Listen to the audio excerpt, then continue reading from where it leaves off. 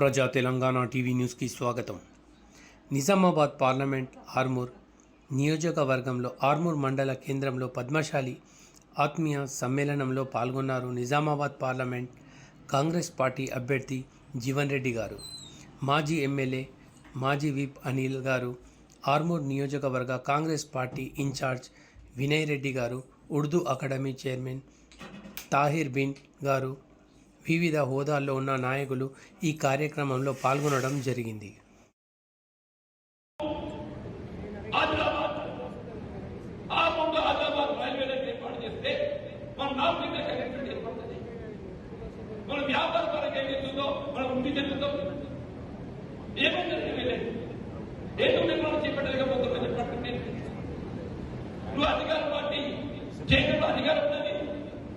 కేంద్రంలో అధికారం ఉండి కూడా ఆర్మూర్ నిజామాబాద్ గుండె చప్పుడు ఆర్మూర్ అని చెప్పంటున్నాను.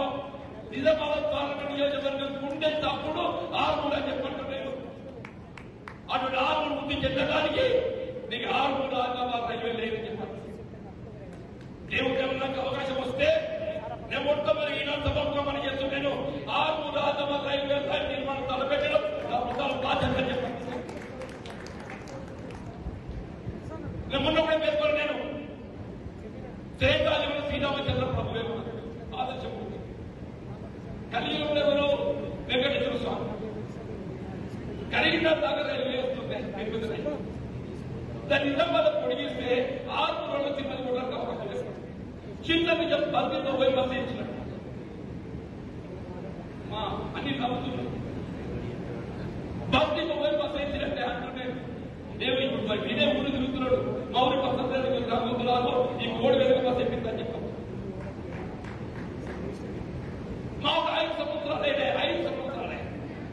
పార్లమెంట్ సభ్యుడు ఏంటిదా చెప్పంటే కరీంనగర్ దగ్గర సింపుల్ రైలు ఏదైతుందో కనీసం నిజామాబాద్ దాకా పొడిగించలేకపోయాడు. పొడిగిస్తే 6 రోజులు చిన్నది పోతుంటే వెంకటేశ్వర స్వామి దర్శనం చేసుకోవస్తుంటే ఇప్పుడు ఎట్లా పోవాలి? సికింద్రాబాద్ పోవాలి, కాజీపేట పోవాలి, కాజీపేట చిన్నది పోవాలి. మీకే కాదు మాట్లాడతారు పోతారు కోరుట్లా మేము పెళ్లి చేయించాలి అనే సమస్యను కూడా ఏం చెప్పంటున్నాం. పని చేసే సంకల్పం ఉండాలి. ఉన్న మాట ఏదైతుందో రెచ్చగొట్టాలి.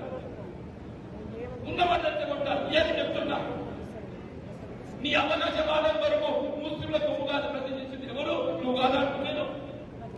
ముస్లింలు జాతీయ స్థాయిలో రిజర్వేషన్ సౌకర్యం కల్పిస్తుందో నువ్వు కాదని చెప్పంటున్నాను. నేను జవాబుగా చెప్పంటున్నాను. తెలంగాణ రాష్ట్రంలో సామాజిక నిర్మాణానికి గురైన మా ముస్లింలు కల్పిస్తే మనం తప్పకూడదు. నువ్వేం చేస్తున్నాయి? నువ్వేం చేసినావు? నువ్వు కల్పిస్తే సత్యం అనే దయచేసి చెప్తున్నా. నేను ఈ ఆత్మ వేదిక ఏదిస్తుందో మా అనిల్ పక్కబడుతుంటే నాకు స్ఫూర్తి వస్తుంది. అనిల్ పక్కబడినప్పుడు స్ఫూర్తి వస్తుంది. అందుకు ఇద్దరు చర్చించుకుంటుంటాం. ఏంటి సమాజం ఎట్లా వివక్ష గురవుతున్నది, దాన్ని ఏం కదా మనం మార్పు చేయాలి. రాజకీయ పదవులు కాదు ప్రకారం పదవులు వస్తుంటే అదృష్టం బట్టి, కానీ మనకు కొన్ని బాధ్యతలు ఉంటాయి. సోషల్ సెక్యూరిటీ ఈ సమాజ నిర్మాణం ఏదైతుందో మనకున్నటువంటి లోకత్యాలు, మనకు లోకత్యాలతో ఏదైతుందో మన పాత్ర పోషించాలి. అందులో భాగంగా చెప్పట్టుగా మా పద్మశాలి సమాజానికి కావాల్సినటువంటి సౌకర్యాలు కల్పన చేయడం నా బాధ్యత చెప్పట్టు. తప్పకుండా మీ అందరూ అండదండగా కావాలని పెడుతున్నాను.